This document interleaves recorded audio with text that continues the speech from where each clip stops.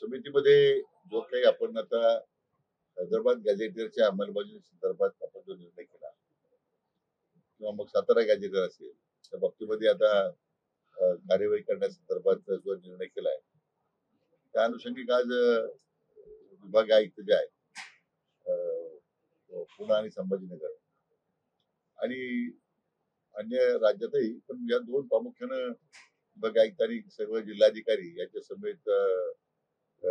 चर्चा झाली. अनुषंगिक ज्या ज्या बाबी ज्या आवश्यक आहेत म्हणजे माहिती घेणं किंवा दाखले देण्याबाबतीमध्ये जे काही एसओपी तयार करायचे आहेत त्याला आता अंतिम स्वरूप आपण देणार आहोत. पण त्या संदर्भात विभागीय आयुक्तांच्या काय कार्यवाही झाली, जिल्हाधिकारी सर्व काय कार्यवाही सुरू आहे त्याचा आज आम्ही आढावा घेतला. नंतर साधारण जे गुन्हे मागे घेण्याचा प्रश्न होता तर आपण या महिनाअखेरपर्यंत मुदत दिलेली आहे आणि आता असे आज निर्णय झाला आहे की प्रत्येक सोमवारी माननीय जिल्हाधिकारी आणि जिल्हा पोलीस अधीक्षक यांच्या स्तरावर बैठक होईल आणि मंगळवारी आमच्या उपसमिती पुढे अहवाल येईल. एक टाइम बाउंड पद्धतीने हे सगळे गुन्हे मागे घेण्याच्या बाबतीमध्ये कार्यवाही करण्याच्या सूचना दिलेल्या आहेत. नंतर जी काही आंदोलक जे मृत्युमुखी पडले होते साधारण 96 लोकांच्या रक्कम बाकी होती ही रक्कम सुद्धा मागच्या 2 दिवसामध्ये सर्व जिल्हाधिकाऱ्यांकडे सुपूर्द करण्यात आली म्हणजे ती सुद्धा रक्कम जमा करण्यात आली आहे. बाकी काही मग नोकरीचे विषय होते 53 लोकांचे त्यांना इस्तिमा मंडळात सामावून घेतलेले आहे. काही लोक राहिलेत त्यांच्या मागणी होती आम्हाला वितरण कंपनीकडे घ्या आमच्याकडे किंवा एमआयडीसी कडे घ्या तोही प्रस्ताव मी आज त्यांना तपासून घ्यायला सांगितलेला. म्हणजे माझ्याकडे नाही आणि आमच्या उपसमिती पुढे आज माहिती आज सादर झाली नाही पण ती माहिती घेऊ आपण का असे कोणते गुन्हे आहेत आणि त्याचबरोबर जे आरटीओ कडून जे दंड झाला होता गाड्यांवर तर त्या बाबतीमध्ये आम्ही पुढच्या मीटिंगमध्ये आढावा घेणार आहोत की आंदोलक काय शेवटी याच्यामध्ये त्याच गाड्या होतात का कोणत्या साधनं होती त्याच्यावर दंडात्मक कारवाई झाली त्याचा सुद्धा आम्ही आता माहिती घेऊन ते सुद्धा दंड माफ करण्या बाबतीमध्ये पुढच्या बैठकीत आपण निर्णय करू.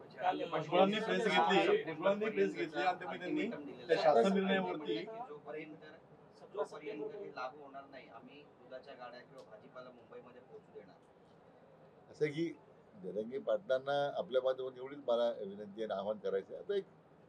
उपसमिती स्थापन झाली त्याच्यावर चर्चा झाली आपल्या झालेल्या निर्णयामध्ये गॅजेटरचे GR निघाले.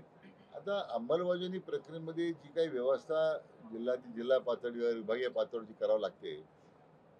तर त्याला जो काही कालावधी लागणार तो थोडा लागतोय पण तरी आमचा प्रयत्न आहे की अधिक त्याला गती देऊ कालबद्ध पद्धतीने या सगळ्या याची अंमलबजावणी व्हावी असा आमचा प्रयत्न आहे.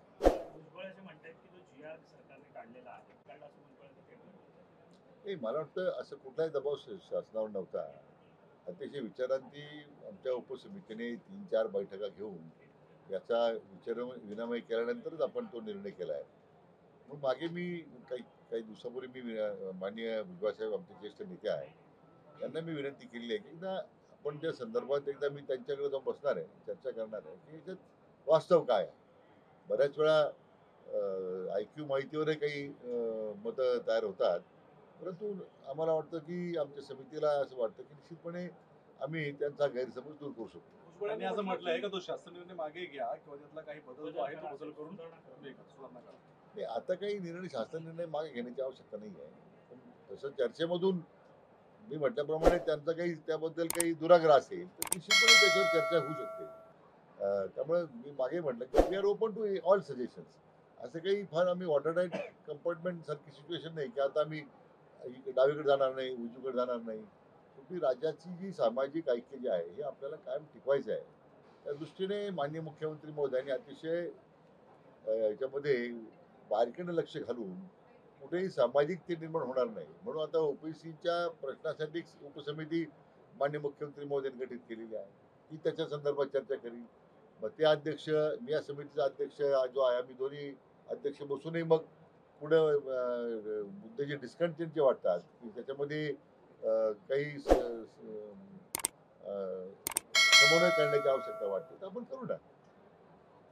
आणि मुख्यमंत्र्यांना सुद्धा निवेदन दिलेलं आहे ओबीसी भुजबळ साहेबांच्या अध्यक्षतेखाली स्वतः मान्य भुजबळ साहेब त्याच्या समिती सदस्य आहेत ते चर्चा करावी